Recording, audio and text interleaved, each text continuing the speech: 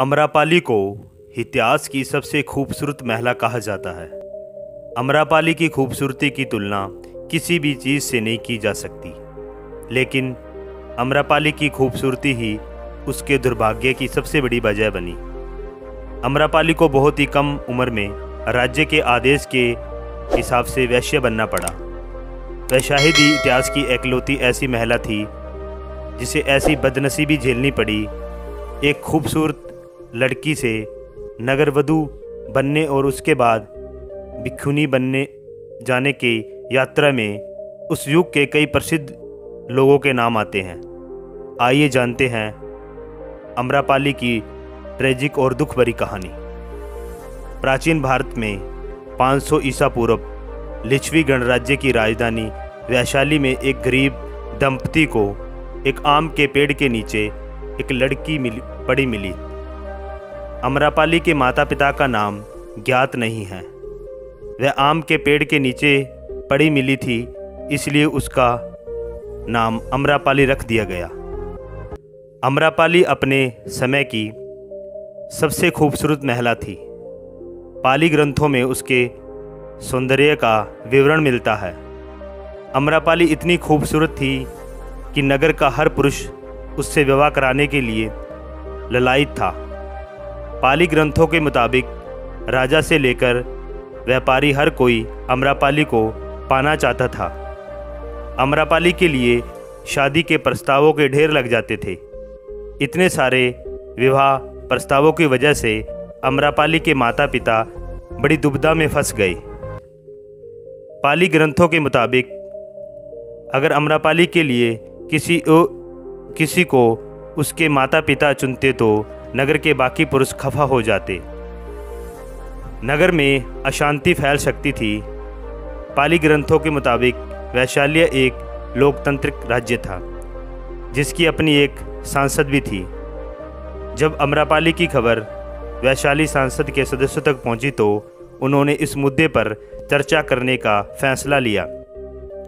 उन्होंने तय किया कि वैशाली राज्य की एकता और शांति के लिए सभी की खुशी को जरूरी है, इसलिए अमरापाली को नगरवधु बना दिया गया।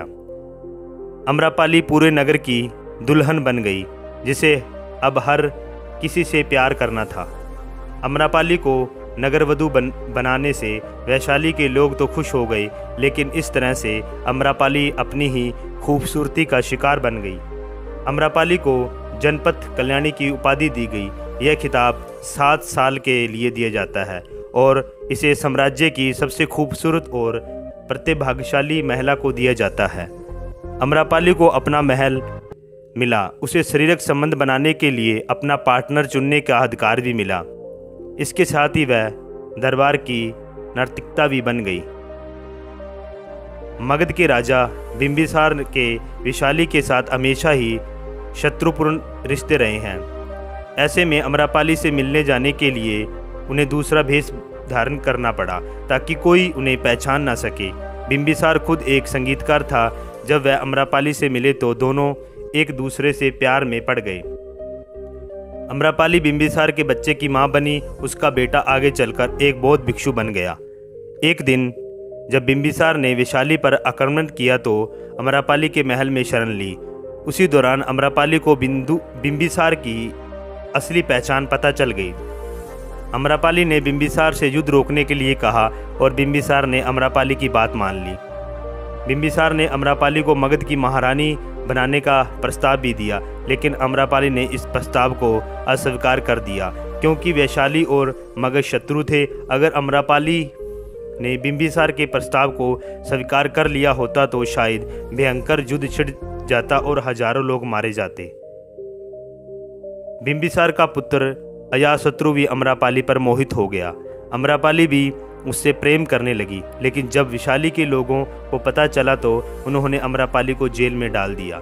अजातशत्रु इस बात से इतना क्रोधित हो गया कि उसने वैशाली पर कहर बरपा दिया। कई लोगों की जानें चली गई। इस विपत्ति से अमरापाली दुखी हो गई।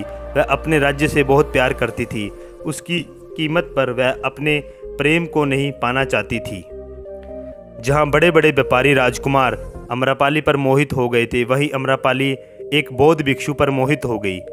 अम्रपाली ने बौद्ध भिक्षु को न केवल खाने पर आमंत्रित किया बल्कि 4 महीने के प्रवास के लिए भी अनुरोध किया। बौद्ध भिक्षु ने उत्तर दिया कि वह अपने गुरु बुद्ध की आज्ञा के बाद ही ऐसा कर सकते हैं।